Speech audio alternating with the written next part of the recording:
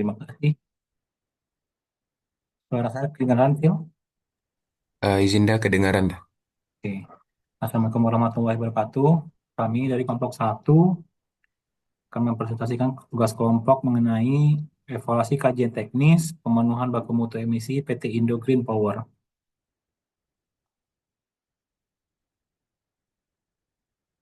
Kenalkan anggota kelompok kami yaitu Muhammad Asil Daifullah, ada Putri Ananda, dan saya sendiri Michael Mendes.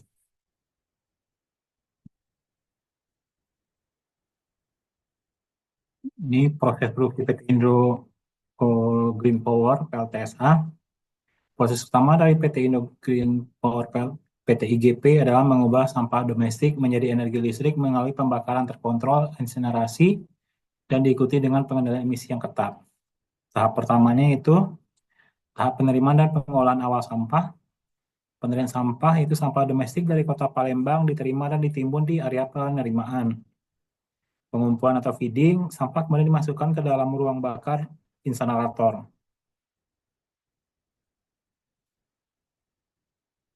Tahap kedua itu tahap incinerasi atau pembakaran. Pembakaran atau insinerasi, sampah dibakar di dalam tungku insinerator pada suhu tinggi. Panas yang dihasilkan dari proses pembakaran ini merupakan sumber energi utama. Pembangkitan uap, itu panas hasil pembakaran digunakan untuk memanaskan air di dalam boiler atau kettle uap. Air berubah menjadi uap bertekanan dan bersuhu tinggi. Sisa pembakarannya itu sisa padat dari proses insinerasi berupa abu, bottom ash, dan fly ash. Tahap ketiga itu tahap pembangkitan listrik, penggerak turbin. Uap bertekanan tinggi dialirkan untuk memutar turbin. Konversi energinya itu putaran turbin menggerakkan generator untuk menghasilkan energi listrik dengan kapasitas total 20 megawatt yang kemudian disalurkan ke jaringan listrik. Tahap keempat, tahap pengendalian pemantauan emisi. Ini adalah bagian krusial dalam kajian ini untuk memastikan pemenuhan baku mutu emisi. Pertama, penyaringan gas buang, itu gas buang panas sisa insinerasi dipantau melalui serangkaian alat pengendalian emisi atau APE terintegrasi yang meliputi yaitu deasidifikasi semi kering untuk menetralisir dan mengikat gas asam seperti SO2 dan Cl. Kedua, injeksi karbon aktif untuk menyerap zat beracun seperti logam berat, dioksin, dan furan. Back filter untuk menyaring partikulat atau debu halus. Kedua, pembuangan emisi. Gas buang yang telah bersih dilepaskan ke udara melalui cerobong dengan memastikan konsentrasi polutan berada di bawah batas baku mutu emisi atau BME yang ditetapkan. Yang ketiga, pemantauan ketaatan. Emisi di cerobong dipantau secara terus-menerus atau kontinu menggunakan CEMS, Continuous Emission Monitoring System. Ini alatnya. Yang selanjutnya, pemenuhan regulasi atau standar terkait pengelolaan kualitas udara di Indonesia bisa dilanjutkan oleh hasil atau ada. Terima kasih. Baik, terima kasih Uda. Selanjutnya untuk pemenuhan regulasi atau standar terkait pengelolaan kualitas udara di Indonesia, di mana dokumen ini menunjukkan upaya yang sistematis untuk memenuhi regulasi utama di Indonesia terkait pengendalian pencemaran udara dari sumber yang tidak bergerak seperti emisi cerobong. Itu yang pertama, regulasinya Undang-Undang Nomor 32 Tahun 2009 tentang PPLH yang diubah oleh Undang-Undang Cipta Kerja, yang mana pemenuhan dalam dokumen itu menjadi payung hukum kewajiban AMDAL atau KLPL dan persetujuan lingkungan, di mana catatannya pemprakarsa itu harus mengakui kewajiban ini sebagai dasar pengajuan persetujuan teknis. Yang kedua, regulasinya PP nomor 22 tahun 2021 tentang penyelenggaraan PPLH, di mana pemenuhan dalam dokumennya menjadi acuan utama kewajiban persetujuan teknis bagi kegiatan wajib AMDAL atau KLPL, di mana kajian teknis ini adalah bentuk pemenuhan pertek yang disyaratkan oleh peraturan pemerintah ini. Yang terakhir itu Permen LHK nomor 5. Yang selanjutnya itu Permen LHK nomor 5 tahun 2021 tentang tata cara penerbitan Pertek dan SLO, di mana pemenuhan dokumennya itu menggunakan alur penapisan mandiri atau lampiran X dan format kajian teknis lampiran 11 yang disyaratkan karena kegiatan memiliki dampak emisi tinggi. Dengan catatan dokumen itu disusun mengikuti struktur dan muatan yang diwajibkan dalam permen ini.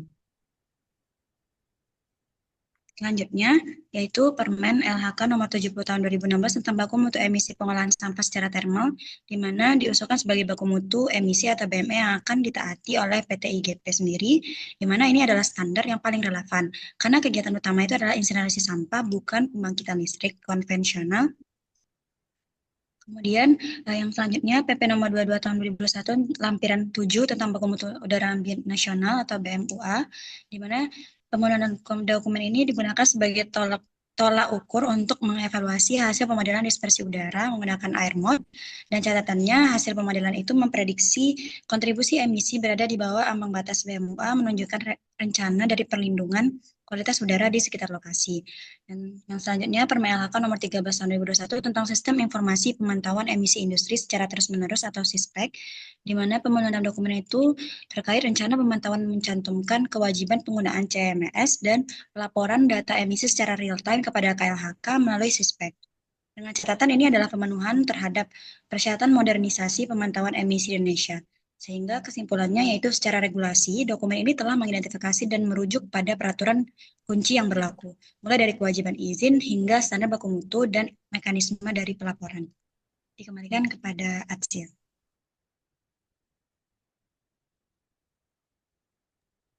Baik, terima kasih kepada Uda Michael dan juga ada yang telah menjelaskan sebelumnya. Yang kedua, terkait dengan evaluasi praktek emisi ini, yaitu pendekatan yang dipakai dalam setiap upaya pengendalian emisi. Nah, untuk pendekatan yang digunakan pada PT Indo Green Power atau pembangkit listrik tenaga sampah ini adalah pendekatan yang komprehensif, memadukan pencegahan dan pengendalian, terutama melalui penerapan teknologi end of pipe, di mana menggunakan teknologi yang canggih untuk mencapai baku mutu emisi.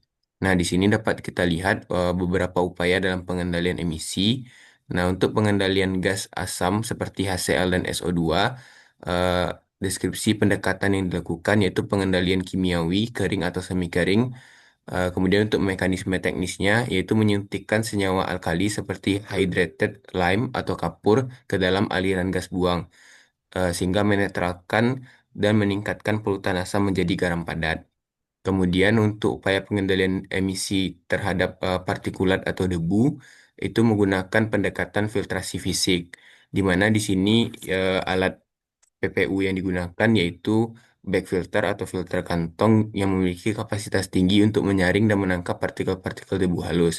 Ini merupakan teknologi yang sangat efisien untuk menyisihkan partikulat atau debu, di mana untuk efisiensi dari bag filter sendiri itu bisa mencapai 99%. Nah, kemudian untuk pengendalian logam berat atau dioksin furan, digunakan pendekatan adsorpsi kimiawi, di mana di sini adsorpsi atau media yang digunakan merupakan karbon aktif yang disuntikkan ke dalam aliran gas buang, di mana karbon aktif ini akan menyerap atau mengikat senyawa toksin atau toksik dan berbahaya seperti merkuri, kadmium, timbal, dan dioksin atau furan. Kemudian untuk pengendalian nitrogen oksida atau NOx, pendekatannya itu melalui pencegahan atau modifikasi proses pembakaran.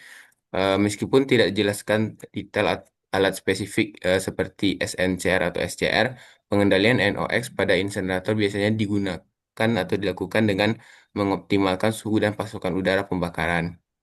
Nah, kemudian untuk yang terakhir itu terkait dengan ketaatan dan transparansi, pendekatannya yaitu melalui pemantauan berbasis teknologi, di mana di sini dilakukan melalui memastikan ketaatan bukan hanya di awal, tetapi sepanjang operasi melalui sistem Continuous Emission Monitoring System atau CMS yang diawasi oleh pemerintah. Lanjut dulu. Nah, setelah itu untuk poin yang ketiga, yaitu alternatif pengendalian emisi yang dapat dilakukan atau yang dapat kami berikan dari hasil evaluasi kami terhadap praktek emisi tadi. Nah, meskipun sistem pengendalian emisi yang diusulkan oleh PT IGP sudah tergolong canggih dan juga komprehensif, terdapat beberapa alternatif atau modifikasi teknologi yang dapat juga dipertimbangkan oleh PT IGP, baik untuk meningkatkan efisiensi maupun pengurangan biaya tergantung pada jenis polutan yang menjadi fokus dari PT IGP itu sendiri. Nah, di sini terdapat beberapa polutan, juga alternatif pengendalian emisinya dan juga kelebihan atau pertimbangan dari kami. Nah, untuk polutan gas asam SO2 hasil atau HF, di sini kami mengusulkan alternatif pengendalian emisinya menggunakan wet scrubber atau scrubber basah, di mana untuk kelebihan atau pertimbangannya itu wet scrubber ini memiliki efisiensi penghilangan gas asam yang lebih tinggi, terutama untuk kapasitas besar, namun juga menghasilkan air limbah yang memerlukan pengolahan yang lebih lebih lanjut. Nah, kemudian untuk alternatif selanjutnya bisa juga menggunakan circulating fluidized bed scrubber atau CFBS. Nah, untuk CFBS ini merupakan teknologi yang lebih kompleks namun dapat menangani fluktuasi aliran gas buang dengan baik. Efisiensinya tinggi dan biaya operasi per unit gas yang diolah cenderung lebih rendah. Kemudian untuk polutan partikulat atau debu, biasanya digunakan juga ESP, sehingga kami memberikan alternatif berupa ESP. Untuk kelebihan dan pertimbangannya, alternatif dari back filter lebih cocok untuk gas buang bersuhu sangat tinggi dan volume besar, serta memiliki biaya operasional listrik yang lebih rendah, namun sensitif terhadap perubahan karakteristik debu. Nah, di sini kenapa kami mengusulkan SP? Karena SP ini dia lebih cocok untuk pembakaran dengan suhu tinggi. Di mana kalau misalnya menggunakan back filter, itu filternya biasanya tidak tahan terhadap suhu tinggi, sehingga nanti rawan akan kebakaran kalau misalnya pemanasannya atau pembakarannya dalam suhu tinggi. Sehingga kami mengusulkan alternatif berupa ESP. Nah, kemudian untuk polutan nitrogen oksida atau NOx, alternatif pengendalian emisinya bisa menggunakan Selective Non-Catalytic Reduction atau SNCR, di mana untuk kelebihan atau pertimbangannya, SNCR ini menyuntikkan larutan amonia atau urea di zona suhu tinggi atau non-katalik, lebih murah daripada SCR, tetapi efisiensi sedikit lebih rendah. Nah, kemudian kita juga bisa menggunakan Selective Catalytic Reduction atau SCR, di mana prinsipnya juga menyuntikkan amonia atau urea di zona suhu lebih rendah melalui reaktor katalis, merupakan teknologi paling efisien untuk menghilangkan NOx, namun biaya investasi dan katalisnya sangat tinggi. Nah, jadi ada kelebihan dan kekurangan dari masing-masing alat pengendalian emisi untuk NOx ini berupa SNCR dan SCR. Nah, kemudian untuk polutan yang terakhir yaitu karbon monoksida, di mana untuk alternatif pengendalian emisi yang kami sarankan yaitu menggunakan Good Combustion Practice, di mana kelebihan atau pertimbangannya itu alternatif utama untuk CO adalah bukan alat pengendali emisi, melainkan memastikan suhu dan waktu tinggal di gas di ruang bakar insenerator memadai, misalnya di atas 850 derajat Celcius selama minimal 2 detik untuk oksidasi yang sempurna. Ini adalah pendekatan pencegahan in process control yang lebih baik daripada pengendalian NO5. Jadi untuk karbon monoksida sendiri itu merupakan polutan yang terjadi akibat pembakaran yang tidak sempurna.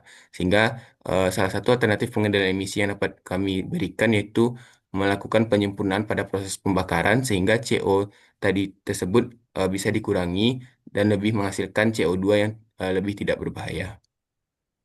Mungkin sekian yang dapat kami sampaikan dari kelompok satu, dikembalikan ke Uda Michael atau ada apakah masih ada tambahan? Terima kasih, Phil. Presentasi dari kelompok kami. Mungkin kalau ada tanggapan dari kelompok lain bisa ditulis di room chat ya. Mungkin kalau sekian kami sampaikan. Assalamualaikum warahmatullahi wabarakatuh.